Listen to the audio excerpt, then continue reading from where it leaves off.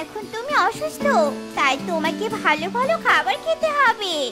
তুমি অনেক ভালো পাখি, তোমার এই উপকারের কথা আমি কখনোই ভুলবো না। এ কথা বলে সাপ দুধটুকু খেয়ে নেয়। আর এভাবে বেশ কিছুদিন কেটে যায়।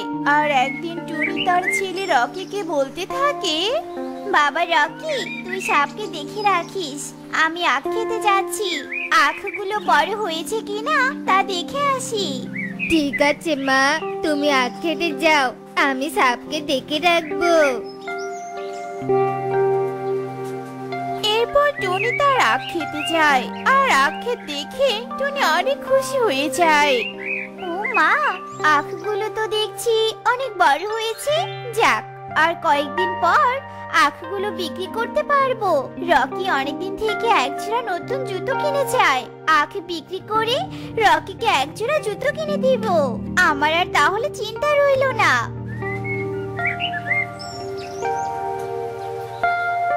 টুনি বোন, তুমি এসেছো? তা তোমার আখ খেতে কি অবস্থা? আখ খেতে তো অনেক আখ হয়েছে। আখগুলো দেখে আমার মনটা একদম ভরে গেছে। ও তাই? তাহলে তো ভালোই হয়েছে। তুমি আখ বিক্রি করে অনেক টাকা পাবে, আর তোমার কষ্টগুলো দূর হয়ে যাবে। আরে বাহ, টুনির আখ খেতে এত ভালো আখ হয়েছে, আর তা আমি জানতামই না। আখগুলো দেখি তো জিভে পানি এসে যাচ্ছে। আমি তো আর আখ খাওয়ার সামলাতেই পারছি না। এই কথা বলে কাকুলি টুনির আখের জমি থেকে আখ খেতে থাকে। আর আখ খেয়ে কাকুলি বলতে থাকে, আহ, এত স্বাদ, একদম পরানটা জুড়িয়ে গেল। যাই, কালুকে গিয়ে খবরটা দিয়ে আসি। এরপর কাকুলি বাড়িতে যায়। আর বাড়িতে গিয়ে কাকুলি কালুকে সব কথা খুলে বলে। কাকুলি, তুমি সত্যি বলছো? টুনির আখ খেতে অনেক আখ হয়েছে, তাহলে তো টুনির আখ খেতে যেতেই হয়। হ্যাঁ কালু, তুমি আজ রাতেই টুনির আখ ক্ষেত থেকে কিছু আখ চুরি করে নিয়ে আসো, যাতে টুনি কিছুই বুঝতে না পারে। ঠিক আছে কাকুলি, তাই হবে। এভাবেই রাত হয়ে আসে। আর কালু কাক টুনির আখের জমিতে যায় আখ চুরি করতে। আর কালু কাক কিছু আখ চুরি করে বাড়িতে নিয়ে যায়। কাকুলি, দেখো আমি কতগুলো আখ চুরি করে নিয়ে এসেছি। এই আখগুলো আমি বিক্রি করব আর অনেক টাকা পাবো। হা হা হা হা। কাকুলি, এবার আমাদের সব অভাব দূর হয়ে যাবে। কষ্ট করে আখ চাষ করবে টুনি, আর আমি সেই আখ বিক্রি করে বড়লোক হয়ে যাব।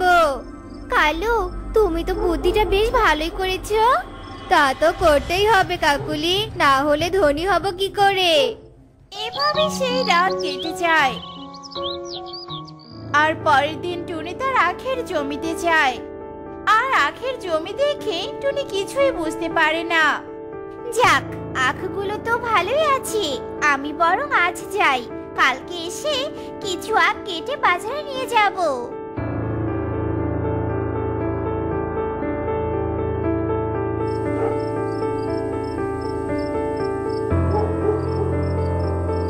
কাকুলি, টুনি কিছুই বুঝতে পারেনি, তাই আমি আজও কিছু আখ চুরি করে নিয়ে এসেছি। কালু, তুমি একদম ঠিক কাজ করেছো। এখন আখগুলো নিয়ে বাজারে যাও, ঘরে কোনো বাজার নেই।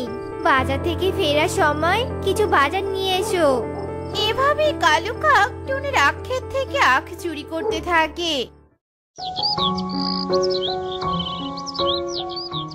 আর পরের দিন টুনি তার আখ খেতে গিয়ে দেখে তার আখ খেতে আখগুলো আগের থেকে অনেক কম। তা দেখে টুনি একটু চিন্তায় পড়ে যায়।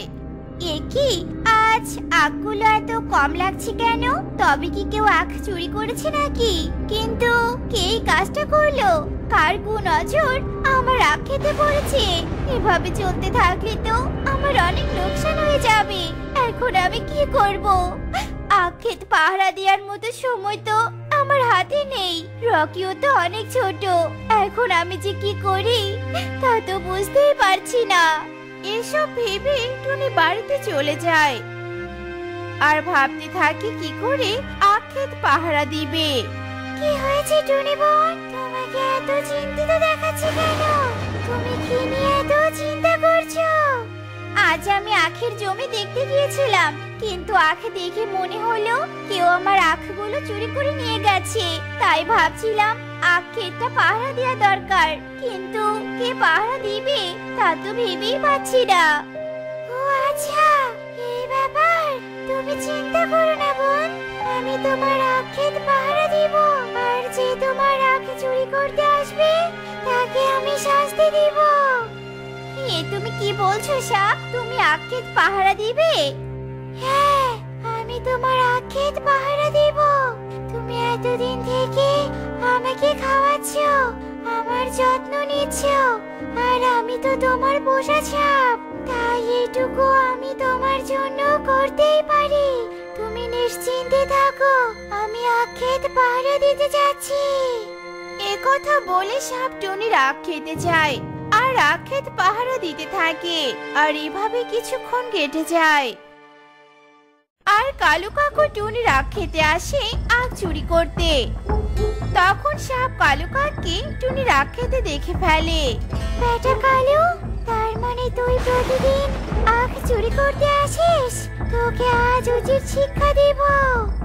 এরপর যেই না কালু কাক আখ চুরি করবে, ঠিক তখনই সাপ কালু কাককে ছোবল মারে। মরে গেলাম রে, মরে গেলাম, কেউ আমাকে বাঁচাও। টুনির পোষা সাপ আমাকে ছোবল দিয়েছে। টুনির আখ চুরি করতে এসে শেষে কিনা আমি টুনির পোষা সাপে ছোবল খেলাম। তুই টুনি বোনের আখ চুরি করতে এসেছিলি, তাই তোকে শাস্তি দিলাম। এটা হলো তোর বাপের ফল। এরপর কালু কাক ছটফট করতে করতে সেখানেই মারা যায়। আর এরপর থেকে টুনি তার ছেলে ও পোষা সাপকে নিয়ে সুখে দিন কাটাতে থাকে।